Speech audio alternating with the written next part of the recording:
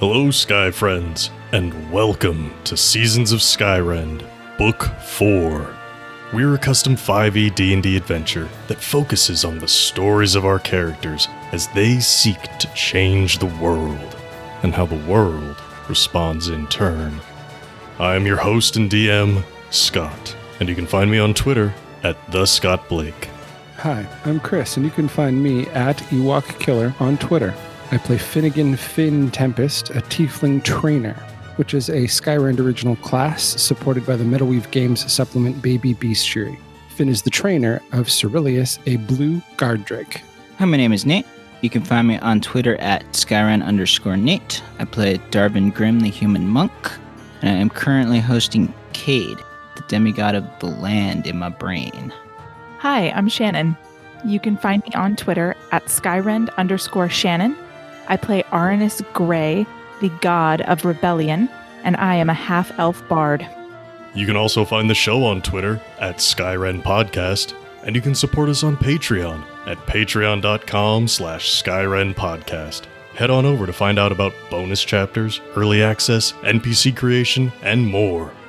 Now then, thank you for joining us, and please enjoy this chapter in Seasons of Skyrend.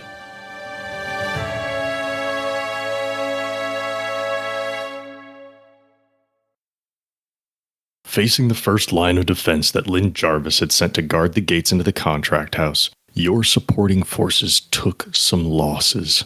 The farmers who came to fight alongside you account for most of the wounded and other casualties, but some of the athletes from the sporting association are also too injured to go on. Despite your losses, the battle was still a victory.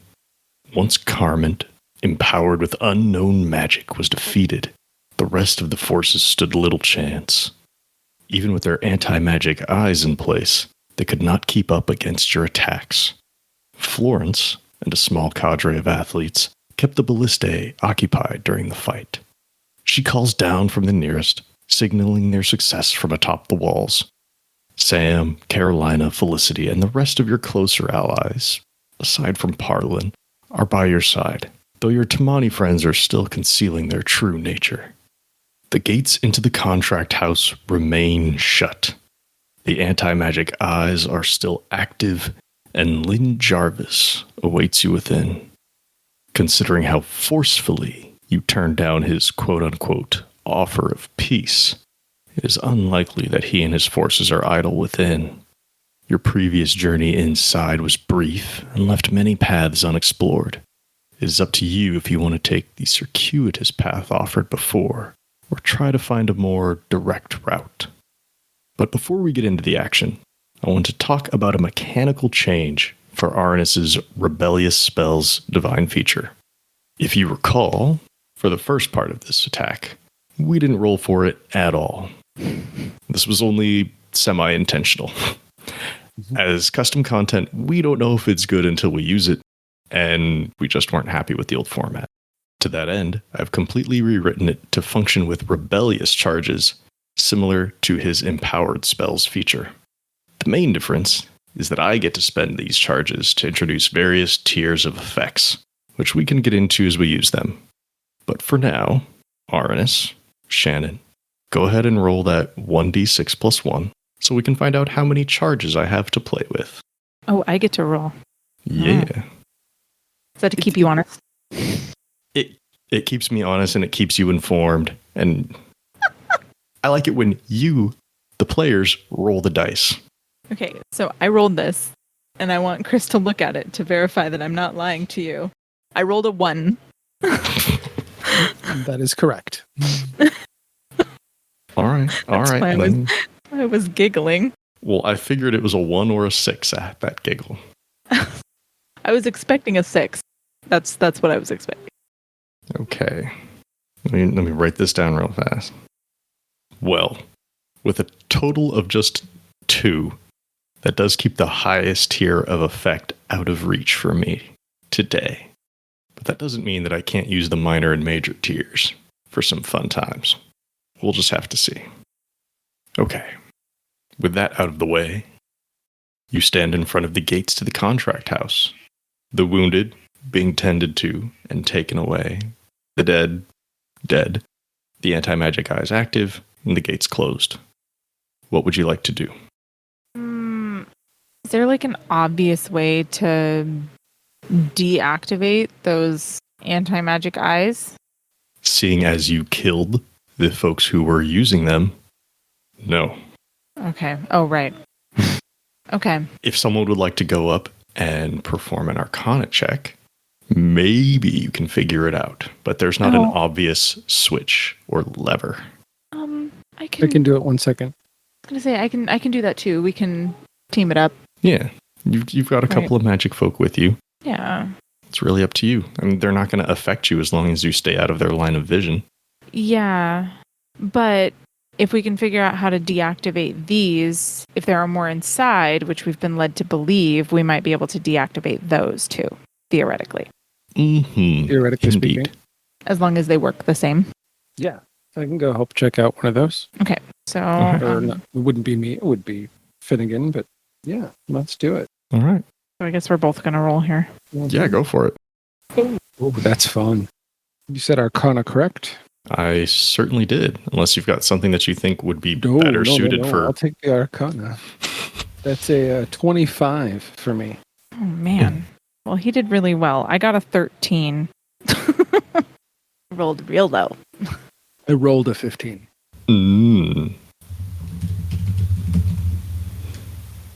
Chris, how spell Finnegan's name again?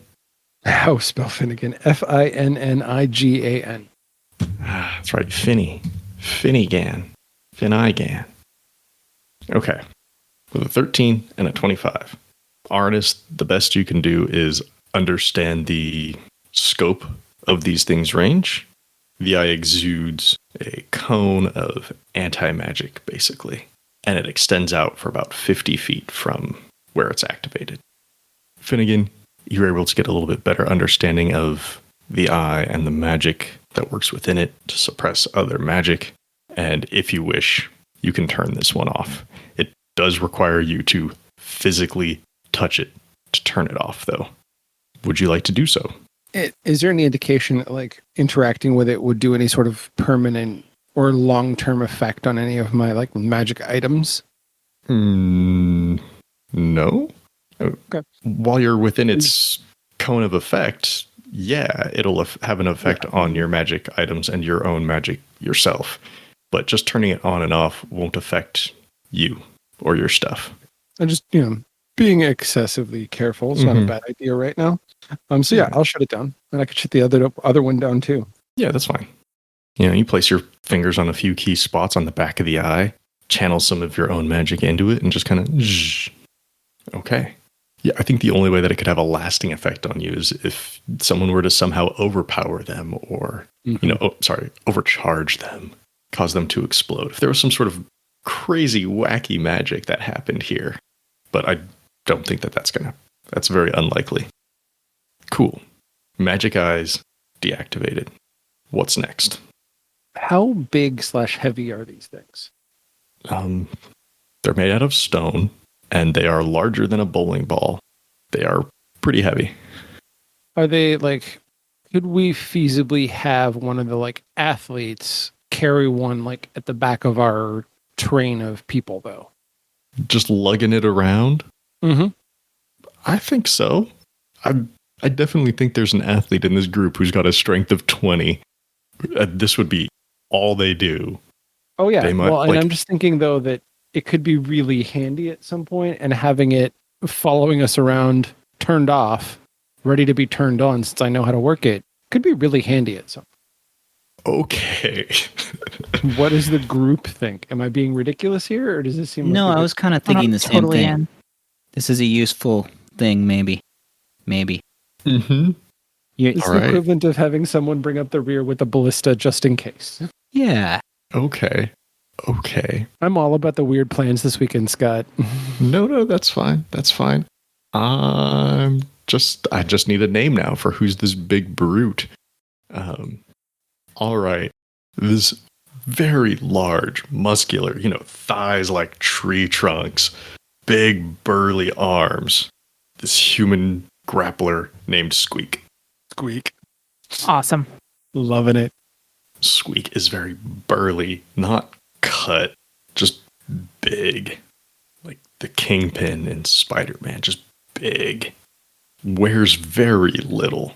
Has a few tattoos on him, longish hair, really rough hands, specializes as a grappler, and walks behind one of these big old magic eyes, lifts it up, holds it up against his chest. It's an effort for him to do this, especially for a long period of time, but it's something he can do. Sure. Cool. Okay. Hoists it up. I got it. Just show me where to point it. Or throw it. I will throw it if I have to. Don't know how far he could throw it, but it would hurt.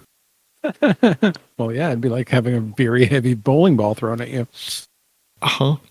So when I say bigger than a bowling ball, I don't just mean like, a little bit heavier, a couple inches bigger. It's more like one of the medium-sized, like those Atlas stones that you see in those strongman competitions. They have to pick up from the ground and set up on a pedestal. So like 18 inches around, maybe a little bit bigger. Okay. Squeak's carrying that around. What's next on the agenda? As we're kind of forming ranks and planning to move out, I want to specifically take the time to teach Squeak how to correctly turn it on and off. Oh, he's not able to do that. Oh, okay. He has to carry it. And if he were to try to do that, he'd have to put it down. 2, not magical. He's a strong man. Got it. Okay. I wasn't sure if it was something that needed magical knowledge or if it was push these runes in this order and I could teach that. But no, it's channeling magical skill. Cool. Then never mind. As much as I wish that were the case, no. Big burly man. And also, these are your tools to use. Yes. I got you. Cool. Okay. Then all I have is let's do it. Let's knock him out, take him down, do what we do. Okay. Yeah. Still big old shut gate in your way. Oh, yeah. Well, let's kick the shit out of that thing. So there's a gate and then there's a wall, right? The gate is set in the wall. Around. Yeah. Yeah. The contract house is separately walled from the rest of the city. Okay. And there's more of his forces visible within the gate, right? We can see them. The gate is solid, thick wood, heavy wood. Okay. Big enough for like a big old door. All right. Yeah, like a big old door. Big enough easily for a wagon to pass through. But okay. You're not out of your mind to think that there are more forces. Okay. If not right on the other side of it, at least somewhere inside the contract house. But we can't see It's a gate, right? It's just a gate. So it would be real stupid to try to climb the wall. But we could very easily scout it.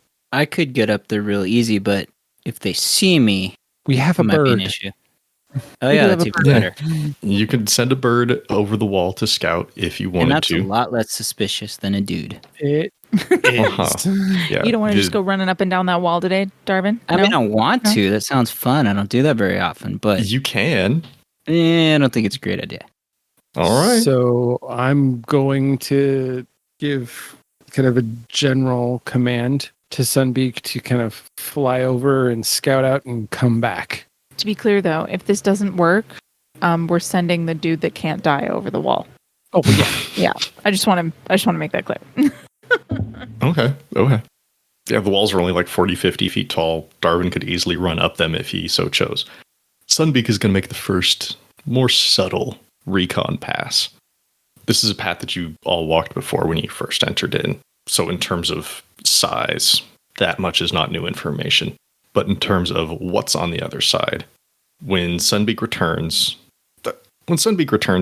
how does she actually communicate with you, Finnegan? I think I take the time to do the ritual to activate my speak with animals so that I can actually very effectively communicate with her when she comes back. Okay. No problem. When she returns, she perches on a lamppost because she's still not landing on you directly. Gotta earn that trust. Gotta feed those mice to her. Gotta feed her those mice. There we go. And how does she say this? The gate is blocked with a large piece of tree, timber. Only saw one over there on the other side. They were see-through, not really there. Oh. Okay, so if it understand she's speaking from her own understanding. So there's some sort of invisible barrier on the other side. No. She's What? talking about No. one person, Oh. but they were see-through, right? Yeah, there's one okay. person, human-shaped, but could look through them. And the gate is barred with a piece of wood on the other side. Got it. Yeah. Okay. Yeah. You know, old-style castle door, Yeah. big old timber Got it, okay. laid across it. And then, there's a see-through person on the other side. Cool. So that's cool. I'm going to instruct her to fly to the other side and find a perch to watch from so that she's already waiting to help us when we get over there. Okay. Whoosh. She flies away. And as she does that, I'm going to walk over to Cyril and instruct her to burrow down and find a spot on the other side of the fence to prep her attack from, right? So she's going to burrow down nice and deep and then make her way over to the other side of the door also. Is she coming up from the ground before you get over there? No, she'll Okay. wait for the sounds of the combat to begin and then she'll Okay. join us. Okay. Just wanted to make sure that you weren't just having her pop up from the ground all on her own. Gotcha. Okay. And then I'm going to see if I have any ways to get us over, through, or around that door. So that's my contribution right now. Everyone else can speak up. I'm not sure. I could run up the wall, but with invisible dude there, that may not be the right move. But it is certainly a move. It is a move. It would be cool if we could unbar the gate, but I also doubt I could do that on my own, right? It might be difficult to do solo. Especially with the strength of 0. Mm-hmm. I mean, if you had some way to break the timber on the other side, that would work. I do have a sword. Might take some time, but Yeah. not we out don't of the have- question. It would probably make a lot of noise and be very visible, though, so I still don't think that's the right call. At least not yet. Mm-hmm. So basically, I got nothing for the moment. Arnis, any ideas? I can have NPCs speak up, but it's not like they're going to give you the answer. Right. There's part of me that not having another solution just kind of wants to say, hey, Squeak, why don't you throw that giant ass rock at that gate and see what happens? Just because I know that we can get over the wall, but there's no guarantee we can get the gate open and To get other people through it. Right, to get other people through it before whatever is in there invisible or not quite visible does something. It's possible whatever's there is an illusion too, but I don't want to take that chance. I don't want to take the chance that it's some sort of alarm system as well. Okay. So I don't know what you're worried about in terms of an alarm system. They know you're there. I guess You that's just true. murdered a bunch of dudes in front of the gate. This isn't a I guess stealthy it approach. Rather than matters, an alarm so- system, you're worried about it being a trap. Yeah. In the traditional basically. sense, not the it's a Mhm. trap sense. Right. Right. Okay. But yeah. So I'm just Maybe we could starve him out.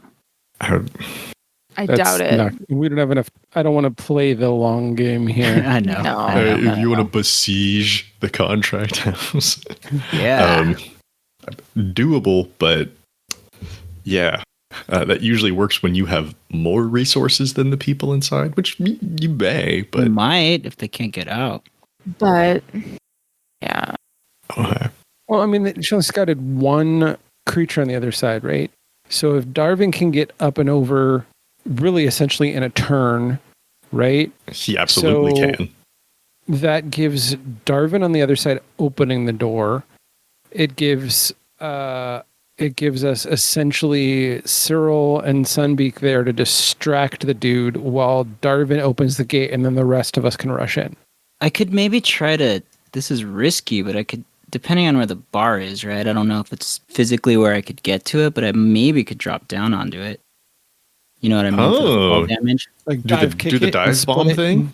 Yeah, if it's placed right, which I wouldn't know until I got up top, right? Yeah, I would certainly entertain that. That sounds like fun. If that's the plan, I can throw one more bonus to it, but keep in mind that I only have so many spell slots. Like, So what's your range? could- I wouldn't want you to waste it until I got up there, because it's possible I'll look at it and it won't be at an angle where I can hit it, right? The bonus I could throw that would help this whole thing is I do have invisibility, right? And invisibility is a level 2 spell, Ooh. but I hesitate to use it because I only have 3 level 2 spell slots. Okay, how about this instead? How about I just give Darvin bardic inspiration? That way, whatever he has to do, right? Like if he can't drop down on it and do something, then he can at least like take the bonus to the strength check to lift it. Oh yeah. I assumed that the bardic inspiration was more for the dive bomb skill check that Darvin would have to make. Well, right, but if he like if for some reason like he gets up there and he can't do that, then the inspiration would still help him if he like drops down and has to lift it. Can I just say this now? Sure. So people aren't messing around with contingencies. This is a fun plan. If Darvin wants to try it, I will let him try it. To leap down and spin kick a giant timber to open up a gate. Hell yeah, that sounds cool. I would leave this up to the dice, not my wanting to screw you over. Fair enough. In which case, then I'm still like I would still advocate for bardic inspiration, just so Over a Finn spell isn't slot, burning yeah. a spell slot. I agree. That seems like a better plan. Yeah. The main advantage of the invisibility would be you wouldn't immediately be noticed. Right. Which would be helpful, but in theory, if I can get this gate open, that's a non-issue anyway. Mm-hmm. Right. You slice right through that timber, you'll push that gate open. You'll be able to push that gate open if that's what people want to do. Because, yeah, I think the NPCs, as far as like Sam and Carolina go, we're also just going to be like, we should find some way to break this fucking gate. We got fire, right? We got... I don't know. Right, there's that too. Fire in time. I have the ability to fire if worse comes to worse. But fire is not instant unless you had like fireball or some other sort of explosive thing. Right. Yeah, which I don't. But this sounds really fun to have Darvin run up a wall and drop down. Does sound pretty fun. All right. Very cinematic. Arnis, what are these inspiring words you give to Darvin? I'm just trying to think, like, after all the shit like Darvin and I have been through, I think I probably just put a hand on his shoulder and I say, well, you can't die, so here's a little extra luck.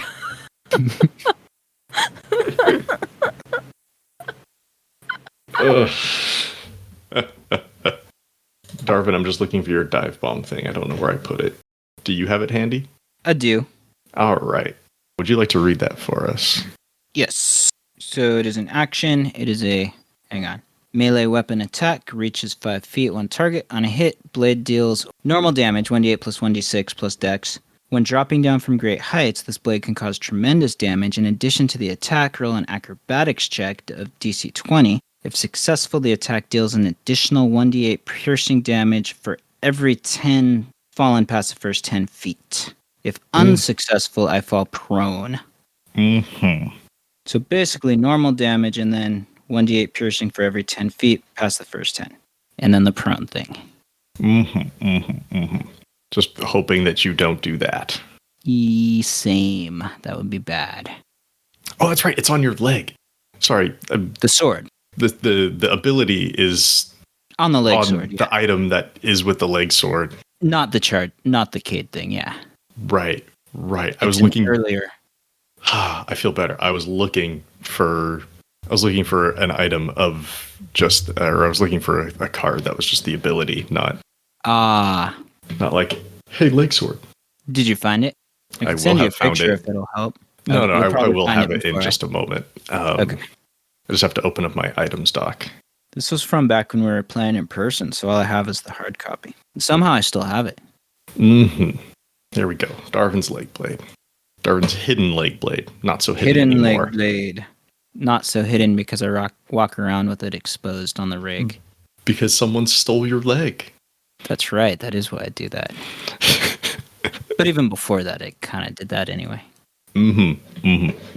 Okay. So, Darwin. So? The stone wall that surrounds the contract house is about 40, 50 feet tall. For sake of fun and flavor and extra damage, we'll go with the full 50. And you're easily able to run straight up that wall, thanks to your monk ability that lets you run up vertical surfaces. From the top of the wall, you can easily confirm what Sunbeak had passed along to Finnegan. There is a barred gate there, and there is a see-through person. They don't look armed. They aren't standing in any sort of in alert fashion. Just standing there, looking around, looking at the gate, waiting. From 50 feet up, yeah, I'll let you know. From 50 feet up, you can tell that this is an illusory version of Lynn Jarvis, who's just standing there watching the gate, waiting. Okay. A less complete illusion than when you first saw him in the throne room. This one is just like a ghostly version of Lynn Jarvis standing there watching. Got you. And sure enough, right there on the gate, as Sunbeak had passed along, big old timber blocking the gate. And if you want to drop down and try to cut through that thing in one fell swoop, I say go for it. Hell yeah, I do. This is an inanimate object, so I don't think we're going to have to worry about the attack action of this, or the attack roll portion of this. Nice.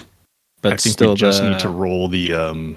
you can roll, because if you crit, then you can roll with advantage, because it's an inanimate object, and really only rolling to see if you crit, because if you crit, you get way more damage.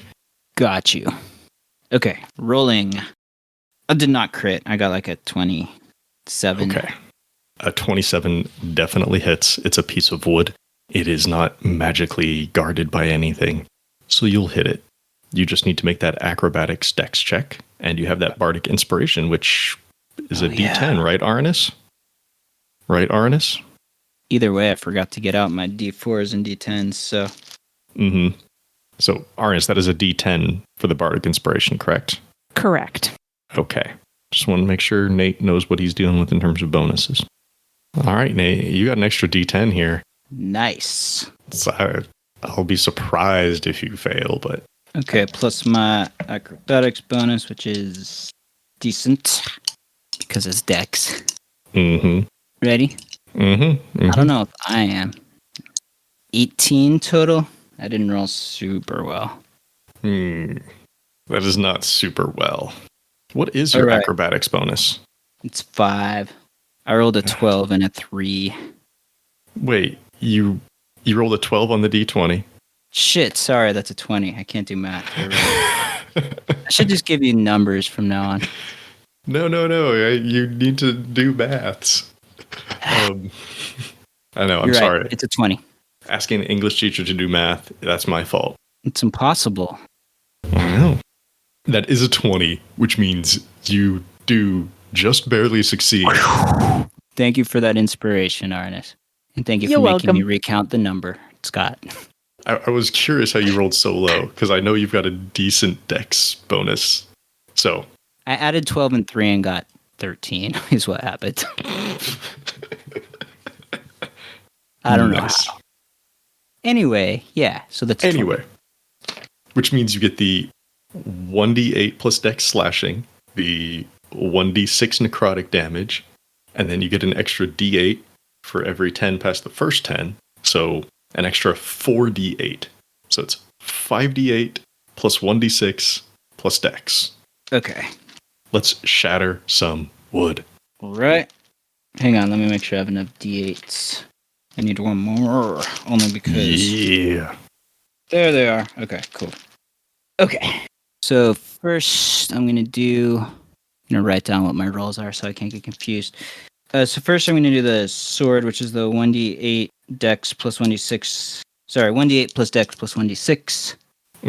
Which is a low roll on the one die. It's 7 plus dex, which is 5 is that? So that's 12 for that first one. Mm-hmm. And then you said 5d8 for the falling damage, right? 4d8. 4d8. 5 Yeah. was with the... Gotcha. Mm-hmm. In case you wanted to do it all at once. Got you.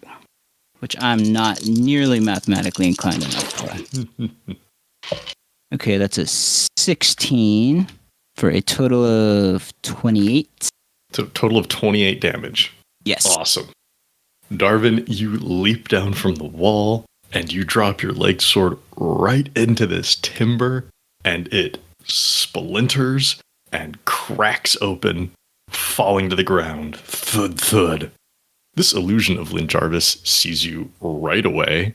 You made a very grand entrance onto this side of the wall. Master Grimm. Unexpected, to be sure. Very impressive. However, we are not here merely to be entertained by your antics.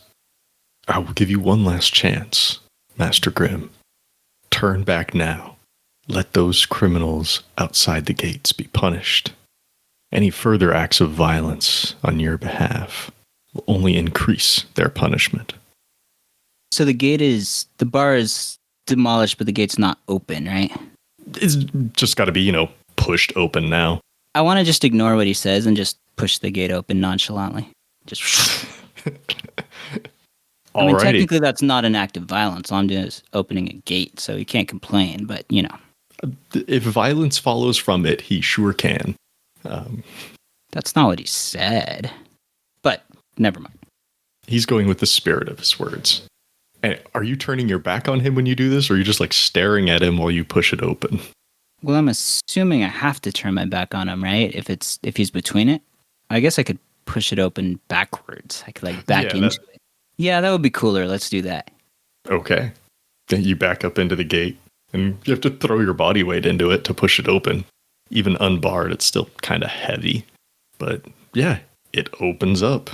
Everyone on the outside, you see Darvin push this gate open, and inside you can see an illusory Lynn Jarvis standing there looking very disappointed at Master Grimm.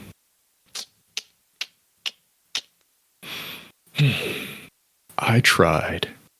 And then he turns around and walks back into the contract house. All right, everybody. Gates open. The illusory Lynn Jarvis has left. Why, I think we're walking through it. Okay, cool. I just wanted to make sure that we were all on the same page here. Darwin has opened the gate in a very fantastical fashion, and you and your forces all begin walking in through the gate into this area between the wall and the contract house itself. Everybody do me a favor, roll perception real fast. Ooh, perception. Bonus is still negative. That was not good.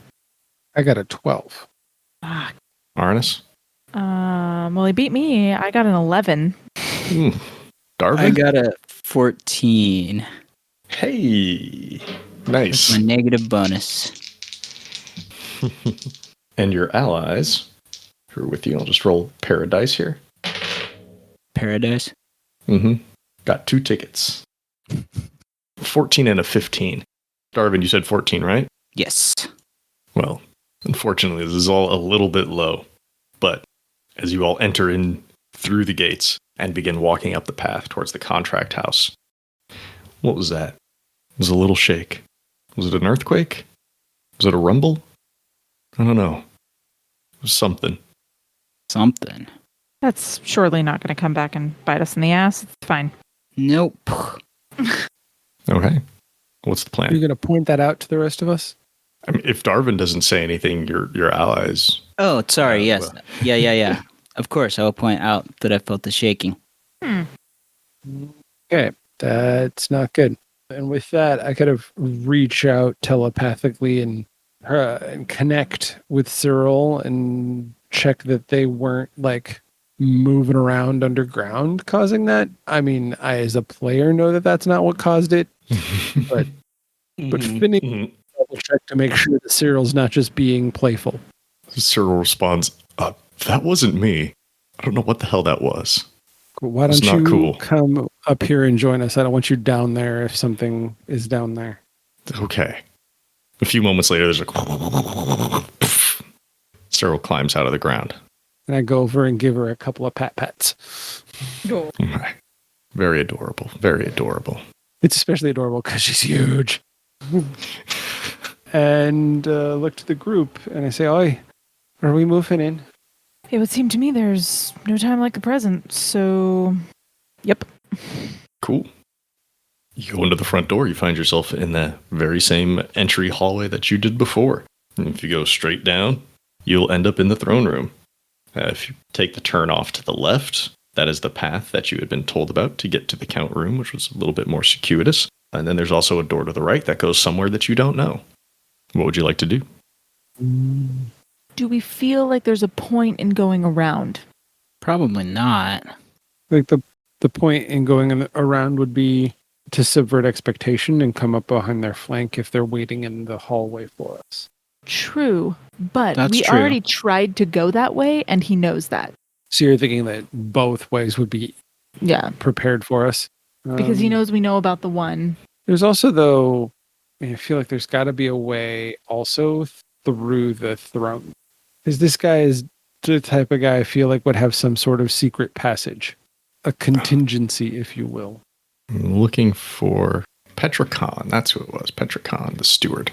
Wait, no, Petricon's not the one who told you. It was the the doorman guy who told you. I forget his name. Does anybody remember the doorman's name? I think I have it written down. Hang on.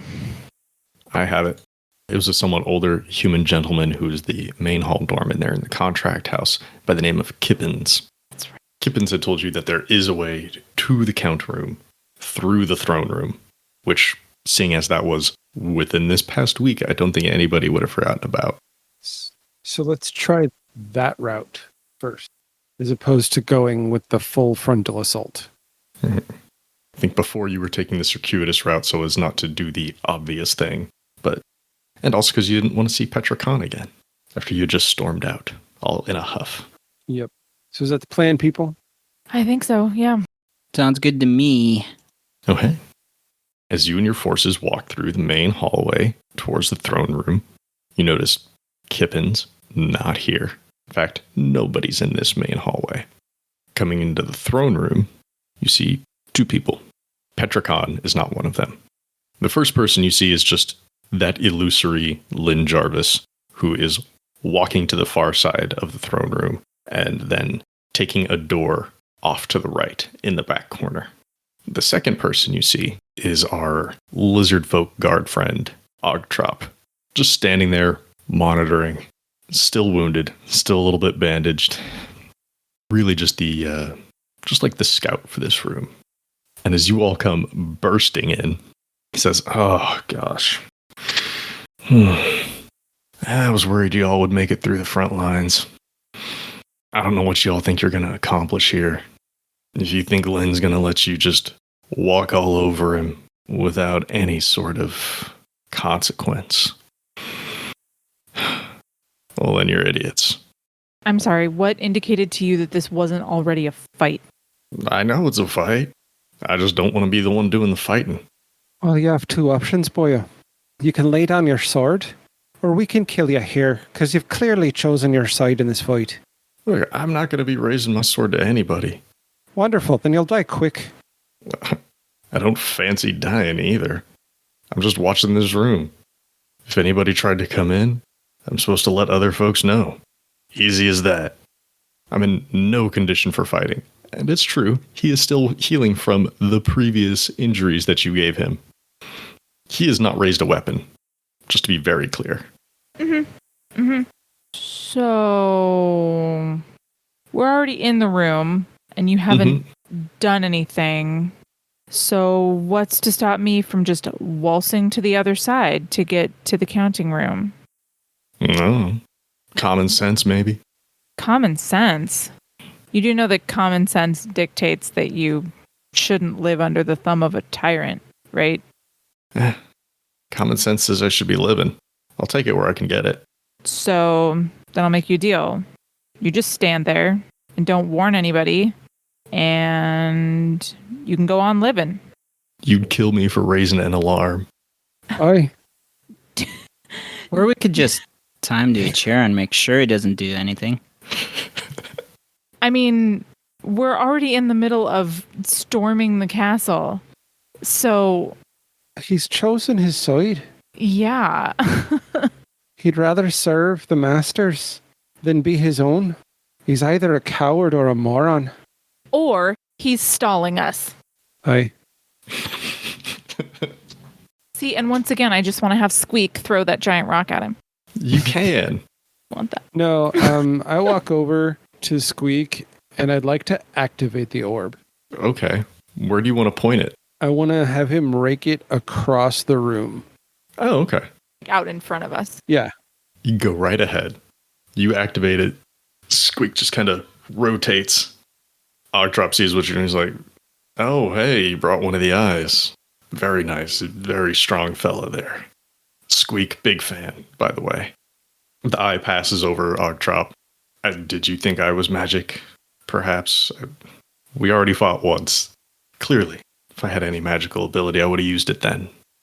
As Squeak rotates and passes the gaze of the eye across the room, you don't notice anything change. It was worth a try. Mm-hmm. So I'll deactivate it. All right. Here's my problem. And this is not Arnis saying this, but this would be Arnis's mindset. Even though we already fought this dude once and he's clearly chosen a side, he hasn't raised a weapon. And so Arnis is not going to give the order to just strike him down. I'm not going to do that because I just can't. It's all right. Other people can. And I'm not going to either. Finnegan is frustrated with him because he's clearly, like I said, either a coward or a moron. But Finnegan's not the type who's going to kill him in cold blood either. He will, however, say, this man's clearly not chosen to fight this fight, although he has chosen his side. I say we gag him and take him as a prisoner of war. I agree. Do you want to take him with you through the rest of the contract house, or are you going to have someone, tie him up and haul him out of here? Yep. Which Second? one? The second one. Both? You can't do I both. think that would make him dead. We tie him up, gag him, and have someone haul him out. Where is he being taken to? Just back to the kind of square where we fought, where our injured and weaker allies are waiting. Outside the gate. Okay. A couple of your athlete allies move forward to restrain Ogtrop. Just for flavor's sake, we will say it is the plant fighter who uses the net and the trident, and it's an older halfling who, let's say they were a shot put specialist. They were out there throwing stones during the fight. And they begin tying up Ogtrop, who's just he's so done with y'all. He did sign up for this shit, but at the same time, he didn't sign up for this shit. And he makes it really hard not to kill him, doesn't he? I mean, he's not taunting you. He's just like, fuck, I get tied up now. In the end, there's a few winces of pain. I've got a little bit of a feeling of you're tying up and thinking of as prisoner of war an imperial officer. That guy's still a douchebag who chose the wrong side. Mm-hmm. If he weren't so injured, maybe he would try to put up a fight, but he's still recovering and, again, alone. They go to gag him, very aware of his very sharp teeth. They pass a couple leather straps through his mouth, tie that secure, and then you just hear Ogtrop.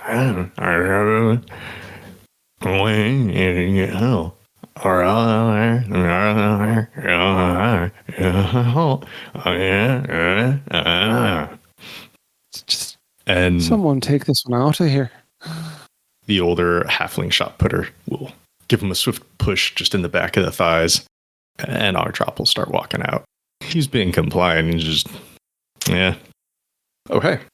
With Ogtrop's exit, you and your allies are alone here in the throne room. There's the pair of chairs, most recently used by Lynn Jarvis, Petra Khan. And then at the far end of the room, there are two doors. There's one set into the back wall, and then there's one set on the far end of the right-hand wall, which is the one that the illusory Lynn Jarvis went down through. I want to check the one that Lynn Jarvis went through for any sort of arcane booby traps. Okay. You can roll Arcana then. It's 15. Not so much a booby trap as it is more like a magical thread. It seems to be like a path that this illusion is being marked to follow along, if you had to guess. As I explain this, I'll say, this gives me concern. We seem to have been following this thing for quite some time, and I'm concerned that this is exactly what he wants us to do. So we go through the other door. Right?